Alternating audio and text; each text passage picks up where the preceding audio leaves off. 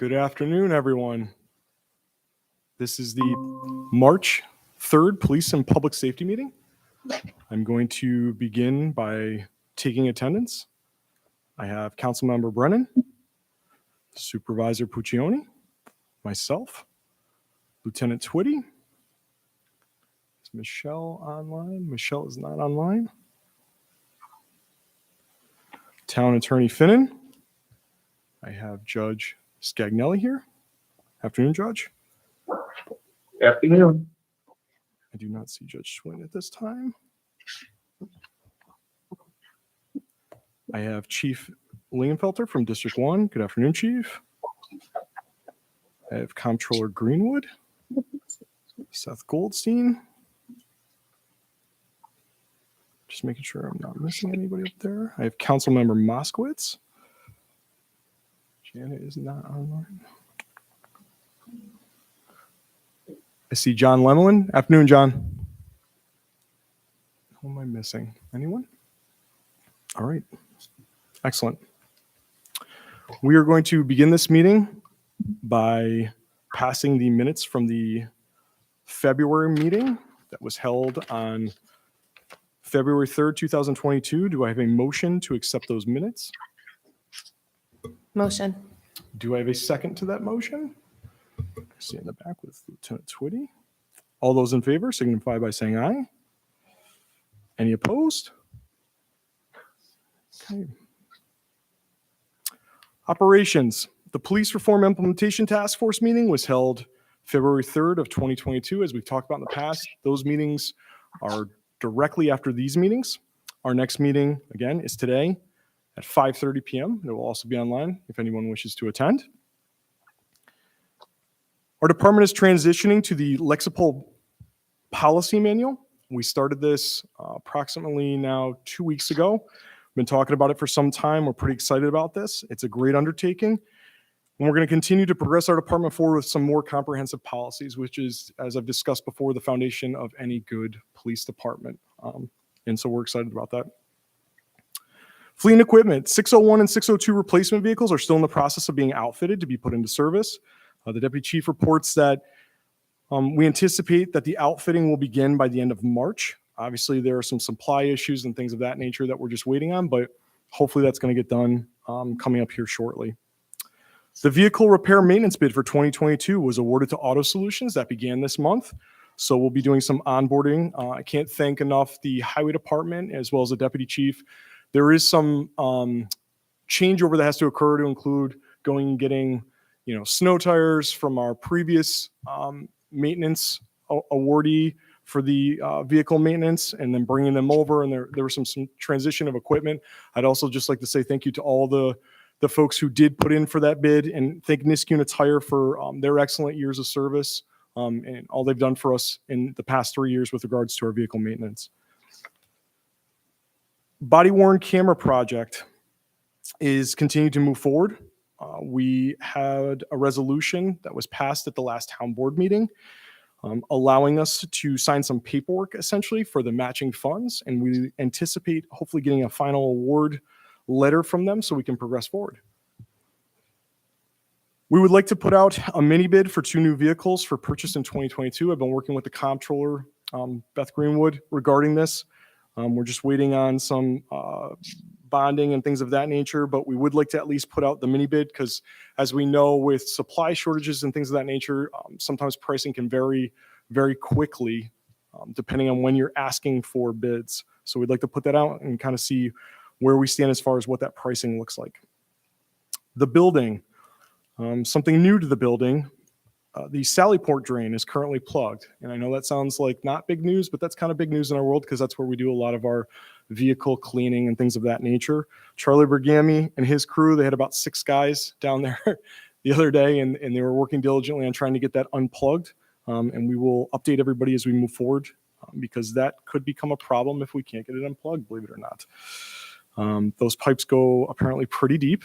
And according to Charlie, there weren't any original maps of where they drain out to. So we're working on that diligently.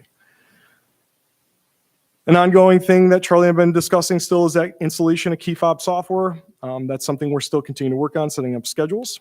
Under training, Recruit Guest is continuing to progress through training at the Zone 5 Academy. I speak to her on a weekly basis, and she is doing excellent so far. No complaints, no issues. Officers Walter, Comanzo, and Robinson are going to attend training to become field training officers throughout 2 separate schools. They're going to be held in April at the Zone 5 Academy. We're pretty excited about this. We kind of have a new generation of police officers coming up that are ready to take on some more roles in terms of being the core trainers of our department. And we look forward to getting them up to speed and getting them certified in this to utilize them hopefully with some new hires in the future. Myself and Lieutenant Twitty completed a week of training through the New York State Chiefs Association for new administrators. It was in Niagara Falls. It was a very good training. We had an excellent time, met some very nice chiefs from throughout the state and did some good networking and things of that nature. So we appreciate the town allowing us to go to that. Our department is finishing training on autism for law enforcement, emotional and psychological disorder training for law enforcement, and missing persons with Alzheimer's disease through the Police One Academy platform. Again, I speak about this every meeting. It's our web-based platform for all things training so that we can accomplish more training during various times and be more efficient in doing so and more fiscally responsible. Our department completed its annual department-wide TASER recertification training. We have a couple stragglers, myself included. Unfortunately, I was gone. But as a whole, the majority of the department is done. This is an annual training that has to be completed, obviously, to keep our officers certified for the less lethal weapons that they carry, to include the tasers. And I want to thank you to our instructors, Officers Henry and Munger, for their hard work on this. Folks sometimes think that instructing is fun, and it's not something that's too hard to do, or these folks literally gave from 5:30 in the morning, and I don't remember what time they ended at, but it was like 7:30 at night. They gave an entire day away from their families and everything else, and really put in some hard work to get this done for our department. I appreciate that. Citizen issues, ongoing. Story Ave, as we all know, the resolution regarding limiting commercial vehicles passed at the town board meeting in February. We have directed patrol of the neighborhood with a transition period of traffic engagement involving education prior to enforcement. I'd spoken about this. Obviously, this is a new town ordinance, and we appreciate the town board passing that resolution. And we don't want to just go out and start writing tickets necessarily. We want to give a transition period to ensure that folks have a chance to comply with that new local ordinance. Marianne Kopnan requested a stop yield sign at the intersection of Middle Street and East Street, which is an uncontrolled intersection. We had a public hearing that was held at the January 25th town board meeting regarding this. I did reach out to one of the neighbors because I'm trying to understand what the best way or platform to really discuss. There's several uncontrolled intersections over there that have never been controlled. And I want a lot more neighborhood feedback because unfortunately nobody came to the public meeting and spoke, and it's their neighborhood, and I think that they should be involved in this. So this particular individual stated that they would be the kind of point person on this and connect me with all the residents over there so we can have some more ongoing discussions regarding that. Vanessa Wheeler from Fillmore Ave sent us some information. She was concerned about speed, and we had been waiting for our traffic counters to go back into service. And we were able to do a traffic study, which I'm going to go over just briefly. The data collected north and southbound traffic. The time span for this traffic survey was February 18th at 10 to Monday, the 21st at 2 p.m. Just a quick summary. The average speed was 20 miles an hour. The 85th percentile was 27 miles an hour. The total number of vehicles was 504 vehicles. I have yet to have a chance to reach back out to Miss Wheeler. Officer Munger was unable to attend. I don't believe he had the link today. He may have actually reached out to her directly to sort of explain that snapshot of data. We're going to continue to monitor that area because she's expressing some concerns, but at this time, we don't believe that it is something that we need to continue forward with the committee looking at based on those numbers. Mr. Aaron Hole had come to the last meeting from Dean Street. He had expressed some concerns about Dean Street volume, speed, and commercial vehicle concerns. He had requested a broader look at the roadway with traffic calming measures, including possibly narrowing the roadways. We're attempting, myself and Officer Munger and actually Town Planner Laura Robertson are trying to set up a meeting with the Capital District Transportation Committee, the CDTC, regarding Dean Street for a broader discussion. We had sent over some data for them to review. I'm still trying to understand what their full scope is. Laura had directed us to them. Apparently, they're heavily involved when townships and municipalities are looking to plan roadways and what's appropriate for those things. Officer Munger was also able to move the sign, as we had previously discussed, the speed sign in the opposite direction on Dean Street to obtain more data from the southbound traffic for review. And those things are sort of still ongoing. I'm hoping to speak possibly with Mr. Hull and I believe Jennifer. I don't remember Jennifer's last name off the top of my head. Do you remember, Jason? Or no? Smith, Jennifer Smith, the neighbors over there with Officer Munger and Laura and some other possibly CDTC members to kind of look at this a little bit more broader to see what we can do. Some new citizen concerns. Jacqueline Anderson requested a stop sign at Dorwalt Boulevard and McClellan Street. There are stop signs there. It's a four-way stop, but because it's a boulevard, it's the way it's actually designed. She was asking for a separate stop sign, I believe, like in the middle, possibly. She stated some concerns over accidents and near accidents. I contacted her via phone and spoke with her directly regarding her concerns. It's not something that we can necessarily get some sort of data analysis on. So I have directed Officer Munger to go over and do some more directed patrols in that area to get some more direct observations as to what it is they're speaking to. Scott and Tammy Kishbaugh, and I'm sorry if I'm not pronouncing that right, they sent us some information. They were concerned over NPD not enforcing weight restrictions on Van Antwerp Road between Balltown and Union Street. They also have concerns over increased volume, speed, and congestion. They had been requesting speed bumps, electronic speed signs, and possibly one-way traffic signs. I also reached out to them via phone, and Mr. Kishbaugh was, he just wanted to express a couple ideas potentially for the committee to discuss moving forward, and that was the designation of a one-way traffic for Van Antwerp, and also prohibiting potentially left-hand turns onto Union Street from Van Antwerp Road, because he stated that there was some congestion and sometimes traffic would back up. As far as his first concern regarding us not enforcing weight restrictions on Van Antwerp Road, it was discovered that that section of Van Antwerp Road, I'd spoken with Councilmember Brennan and also Councilmember Moskowitz, and also Town Attorney Finnan regarding this. It appears as though there may have been a sign that was misplaced on that roadway. When we looked at the town ordinance, it doesn't appear that there is a weight restriction on that particular section of Van Antwerp Road. And I had explained that to Mr. Kishbaugh, that I believe it's improperly marked, or maybe I'm not really quite sure. Go ahead. That is a county road? Yes. Has anybody checked with the county to see if they have anything? I have not at this point, but it's only headed towards Union Street in that direction. The county would have been the one to place it there, most likely. Okay. So I don't know if they would have any information, but it likely was not placed there by the town. And I think this is to a broader question. Does the county have the ability to do weight limit restrictions on county roads that the town would not know about or have in their town ordinances? It wouldn't be in our town ordinance because it's a county road, so we don't have the ability to. If we were to put it in our code, it would be unenforceable. They would have to be the ones to do it. With respect to whether or not they would do it without our knowledge, they shouldn't be. Well, because the other side of Van Antwerp Road is in town code, and that's why I'm asking. I think we need to look have, at that with you, broader but it is a conversation county about it. road, so we really can't act without the county's approval. Okay. Yeah, from Balltown Road to River Road is posted, and correct me if I'm wrong, we looked at that. It is in town code. Okay. We'll look at it then. Yeah, we can look at it. Okay, we'll look at that. Regarding the other concerns, I did speak with Mr. Kishbaugh for some time about the concept of a one-way. I explained the pros and cons of what that would look like. Van Antwerp is a heavily used road for that section of Niskuna. And Union Street connects Union Street, it connects Balltown Road. The no left turn onto Union Street was kind of an interesting concept.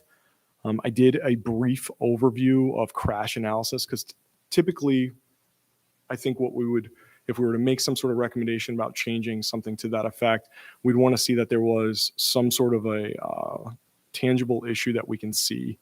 There wasn't a whole lot of crash data over the past 3 to 5 years regarding Van Antwerp Road at Union Street. I do know that in driving it myself, it's a very difficult place to navigate onto Union Street by making a left-hand turn, and it does back up traffic.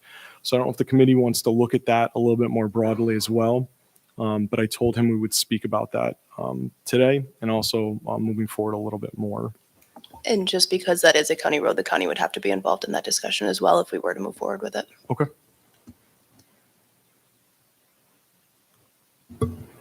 Would that be something we could bring to the CDTC? You guys are meeting with them anyway about Dean Street? So they don't typically, Christian was his name, they don't typically look at a whole lot of data from municipalities specific to what we're asking them. It was almost as if they were doing us kind of like an exemplary favor to assist us. Because I said, is there something where I can utilize you more frequently with these things? I can certainly ask them about it. I don't know that they're going to have any data for that particular intersection or that roadway either. Some of the Dean Street data that they were looking at that he was explaining to me was actually in the city. It was Dean Street between Plum and Union Street was where they had their last analysis done. And I had described to them kind of more where we were, and we had pushed out some of our data from that location for them to kind of compare. And we were going to meet again and talk about it. But it's certainly I can ask, but I don't know that they would be willing to give a recommendation necessarily on it. Did anybody else have anything else they wanted to add to that? No? Okay. Town events. Niskaday. It's never too early to talk about Niskaday. Lieutenant Twitty has begun meeting with the Niskaday committee and NCAP. We said that it was May 21st was the date for Niskaday. Yep. Is there anybody? No. Town clerk is not here. Okay. Court. I have Judge Scagnelli online, and I have Judge Swinton now in attendance, just for the record. Do either of you have any court issues that you would like to speak to? Judge Scagnelli, Judge Swinton is deferring to you. Okay, briefly, and this came up in the last week or so. There was a problem with lighting in the parking lot, and I don't know if it's been addressed. Kelly, one of our clerks, apparently it became apparent after one of our court nights that there was like one lamp active in the middle of the parking lot. We were advised it had something to do with a power outage during one of the storms, and I've heard no more about it. Judge, this is Elena. I spoke once I became aware of it. I spoke with Charlie and I reached out to him, I think 2 days ago. And I said, I know you're busy, but this is a pretty important issue. Can you take care of it? And I was advised, I can't remember if it was end of the day yesterday or this morning, but he did take care of it. So it should be fixed. Yeah, they were on ladders yesterday, I believe. So. Beyond that, the summary proceedings or evictions are going to have started to roll in. We expect more. We have not received any word yet as to when we will go to a centralized arraignment program. So right now, any Niskayuna arrests are arraigned in Niskayuna court after hours. Okay. And after that, if Judge Swinton has anything to add, I'm all ears.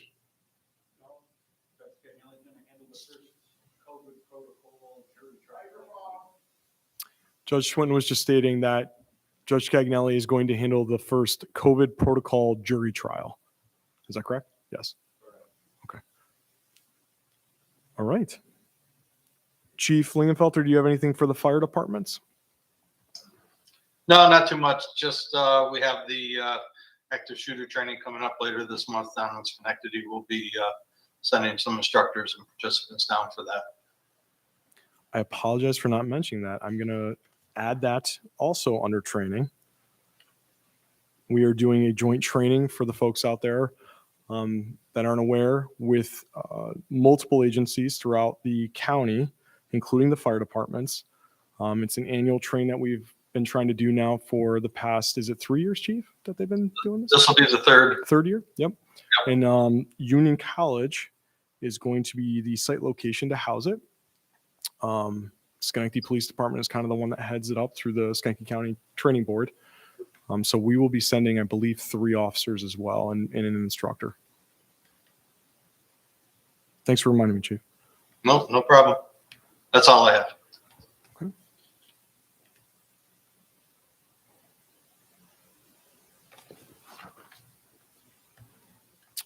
I don't have anything from the school district. Personnel. NPD is reviewing resumes and interviewing potential lateral candidates. Something we're working diligently on, recruiting folks to hopefully get some new police officers for the town to fill some vacancies. Some ongoing things, the evacuation/welfare check a functional needs person's 911 registry. We're still looking into this. We mentioned at the last meeting, I believe the previous meeting, that the county may have some similar programs, and we're trying to decide how best to support those programs and possibly implement our own program if we feel it's necessary. Community surveys. We've been talking about this as well for a couple of meetings. I had some offline conversations today with the chief from Glenville because they have a community survey on their website. I also had the opportunity in our training that Lieutenant Twitty and I attended to speak with the Commissioner of Newburgh, and they also have a survey that they had created. So we're going to work diligently at this. This is sort of that feedback mechanism for how we can get better. It's part of police reform regarding the procedural justice and assessing ourselves to be better for the community. Lastly, under other, town code, we're going to potentially review the town code regarding the police department due to some outdated language and practices that we had identified. I'm working with Town Attorney Finnan regarding this. We don't necessarily have a timeline on it, but we realized recently that there are some language cleanups that need to take place. That's all I have. John Lemelin, Mr. Lemon, do you have anything that you wanted to speak to for this meeting? I just wanted to say hello. I try to watch and participate in as many of these meetings as I can, as most of you know. I will be honest and tell you that I appreciate these meetings. I feel like they are good government in practice. I feel like the discussions that I have the opportunity to listen to are meaningful discussions about real issues and real operations. And I think as a constituent, as a citizen, I appreciate that. I especially appreciate the citizen issue where people raise issues, it goes on the agenda, it's work, it's worked on, and those issues are taken seriously. So I appreciate what this committee does, and I'm happy just to watch the process. So thank you. Well, we appreciate your kind words. Thank you for saying that. Did anybody else have anything else that we needed to add? Supervisor Puccioni. Is this on? No. Yes? Is it on? Yes. Okay. So normally I would just have this conversation with you, but I did have a half-hour conversation with Mike Cleet on Consall Avenue at 2:30 today, right before the community programs meeting. And he just called because he wanted to follow up about his previous concerns. He did reach out on January 31st or 30th about speeding on Consall Road, to which I had a conversation with you, and you followed up with Deputy Chief. And no, I'm sorry, not Deputy Chief. You followed up with Officer Munger. A traffic study was conducted in which the data indicated the average speed was 33 miles per hour on Consall, and the speed limit is 30 miles per hour. The 85th percentile was 39 miles per hour, and I shared that information with him today. He still expressed concerns about speeding, particularly on the corner where he lives and the intersection between Brendan Avenue. He asked me what steps were taken. I did share that I spoke with you in depth. You and I, you also passed that information along to Deputy Chief Stevens. An additional traffic enforcement and traffic engagement deployment was sent on roads in which there were multiple issues from community members, Consol, Balltown, Troy Schenectady. I shared that information, to which he says, I never see any officers. And I say, trust me, we have been sending out additional officers. I myself conducted my own driving around to take a look at, traffic and police presence. I did this myself on February 19th in the afternoon before I went to the Stanford Heights installation dinner. I drove Consol to Birchwood, to Troy Schenectady, down Balltown, 3 loops. I also did this on last week, March 23rd from 10 a.m. to 11 a.m. And I shared with him that I did in fact see police officers engaging in traffic engagement, traffic enforcement on Troy Schenectady. I saw an officer on Balltown. I also saw an officer on Consol. So he was thankful for that. I promised I would share his concerns this afternoon because he could not make it via Google Meet or in person. And he just really would like the committee to consider something to address the intersection between Brendan Avenue and Consol Road, where he feels there are drivers exceeding the speed limit on Brendan and turning onto Consol without obeying the stop sign laws. And that is directly where his house is. I promise to share that today. Okay.